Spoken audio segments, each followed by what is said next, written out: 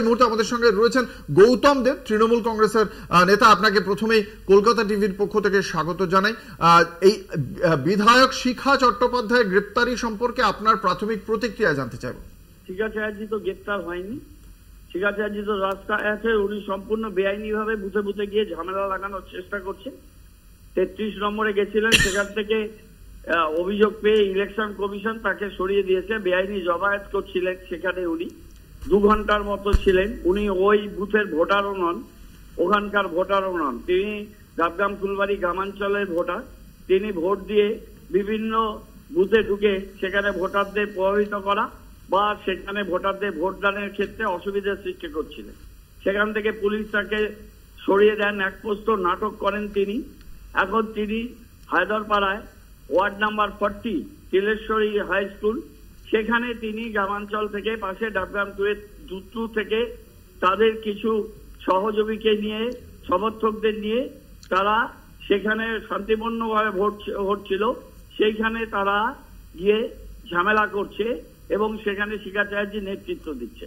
এই ধরনের নেতৃত্ব বিজেপি, তিনি নাকি বিধায়ক, আমরা তীব্র ভাষায় নিন্দা করছি। তার এই যে অ্যাটিটিউড যেটা উনি দেখাচ্ছেন সমস্তটা ক্যামেরার সামনে আছে। উনি কিভাবে ভেতরে যান? ইলেকশন কমিশন ইলেকশন পরিচালনা করছেন, ওনার কোনো বক্তব্য থাকলে উনি ইলেকশন কমিশনকে অভিযোগ করুন। এটা ইসিআই ইলেকশন পরিচালনা করছেন। সমস্ত জায়গায় ভোটে, অনেক ভোটে ওরা হারবে বিজেপি। তাই জন্য সকাল থেকে বিভিন্ন জায়গায় পরিকল্পিতভাবে এই অশান্তি বিজেপি গেম প্ল্যান শিখা চ্যাটার্জি দিয়ে করছে। এটা মানুষ দেখছে, মানুষ আগামী দিনে এর বিচার করবে। মাননীয় মেয়রের কাছে আমার প্রশ্ন, তাহলে কি জাতীয় নির্বাচন কমিশনের যে ভূমিকা, সেই ভূমিকা সদর্থক বলে আপনারা মনে করছেন? ভূমিকা সদর্থক কি ভূমিকা নেগেটিভ? আমি যেহেতু আমি ডাবগ্রাম ফুলবাড়ি ভোটার নই, আমি একটা কন্ট্রোল রুমে বসে নির্বাচন পরিচালনা করছি এআইটিসির ওয়ার্কিং কমিটির সদস্য হিসেবে। আমি তো রাস্তায় নেই, সুতরাং এখনই আমি সম্পূর্ণ এই ঘটনার প্রেক্ষিতে আপনার কি মনে হচ্ছে? আপনি বলছেন যে ঘটনাগুলো হচ্ছে গেম প্ল্যান বিজেপির, এবং বিজেপির যিনি এমএলএ তিনি সকাল থেকে পরিকল্পিতভাবে তিনি অন্যায় আচরণ করছেন, বেআইনি আচরণ করছেন, সবটাই ক্যামেরার কাছে আছে। এই বেআইনি আচরণের প্রেক্ষিতে কমিশনের পদক্ষেপকে কিভাবে দেখছেন? অনেকগুলো অভিযোগ ইলেকশন কমিশনকে করেছি, এবং তিনি যে ভাবে রাস্তায় নেমে এসে বুথের সামনে, মানুষের সামনে গিয়ে তিনি বারে বারে চলে যাচ্ছেন, তিনি নির্বাচনের বিধি ভঙ্গ করছেন, এমসিসি কোড অফ কন্ডাক্ট ভঙ্গ করছেন। বারে বারে আমরা প্রতিবাদ করছি। ওনার কিছু বক্তব্য থাকলে উনি ইসিআই কে জানান না। যেখানে মুখ্যমন্ত্রী বলছেন বিজেপি কমিশন, সেখানে আপনি বলছেন কমিশন সঠিক পদক্ষেপ করেছে।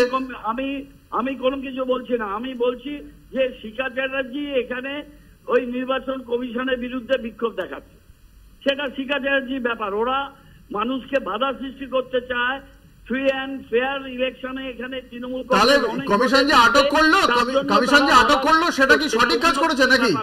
গৌতমবাবু, কমিশন সঠিক কাজ করেছে আটক করে? কি কাউকে আটক করা হয়নি, আপনি মিথ্যা কথা বলছেন। উনি রাস্তায় আছেন, তার বিরুদ্ধে পদক্ষেপ করে তাকে ঘটনাস্থল থেকে তো সরিয়ে দিয়েছে, আপনিই তো বললেন। সরাবে, উনি বুথের মধ্যে যেতে। তার মানে নির্বাচন কমিশন সঠিক পদক্ষেপ করেছে না? সঠিক পদক্ষেপ করেনি। ভোটার নন দাদা, আপনার সাথে আমি তর্ক করবো না এই ব্যাপারে। ইলেকশন কমিশন বুঝবে। ইলেকশন কমিশন কাজ কেমন করছে? কোনো কথা বলতে চাই না এই ব্যাপারে। ধন্যবাদ, নমস্কার। ধন্যবাদ। আপনারা শুনলেন শিলিগুড়ির মেয়রের বক্তব্য। কিভাবে দেখছেন আশিস দা, কিভাবে ব্যাখ্যা করবেন গৌতম বাবুর বক্তব্যকে? দেখুন, এখানে তো স্পষ্ট যে শিখা চট্টোপাধ্যায় কিছুটা প্রভাবিত করতে গিয়েছিলেন, তা না হলে অত কাছাকাছি বুথের যাওয়ার কোনো প্রয়োজন পড়ে না, এবং সেক্ষেত্রে নির্বাচন কমিশন যা করণীয় সেটাই করেছে। সুতরাং এখানে গৌতম দেব তো রাজনৈতিক বাধ্যবাধকতায় হয়তো সেটা বলতে পারছেন না, কিন্তু নির্বাচন কমিশন যেটা আপনি বলছিলেন, নির্বাচন কমিশন ঠিক কাজই করেছে। উনি ওনার মন্তব্য রেখেছেন, ঠিক আছে, কোনো অসুবিধা নেই।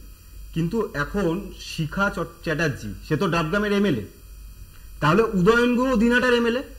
যদি একই কাজ শিখা চ্যাটার্জি, আমি যে দলেরই হই, কিন্তু আমাকে গণতান্ত্রিক পরিকাঠামোকে আমি ধ্বংস করতে পারি না। সে তো মানুষের ভোটে নির্বাচিত একজন এমএলএ। তাহলে উদয়ন গুহ সারাদিন ধরে যেটা করে বেড়ালেন, তাহলে সেটা যদি গণতান্ত্রিক পদ্ধতি হয় তাহলে শিখা চ্যাটার্জিটার ক্ষেত্রে নয় কেন? দেখা যাক, আপনার প্রশ্নের উত্তর আমরা অবশ্যই নিতে চাইবো তৃণমূল কংগ্রেসের সমর্থক ঋষিকেশ দত্তর কাছ থেকে, কিন্তু একটা ছোট্ট বিজ্ঞাপনী বিরতির পর সেই উত্তরের খোঁজ আমাদের থাকবে। একটা ছোট্ট বিরতি, সঙ্গে থাকুন।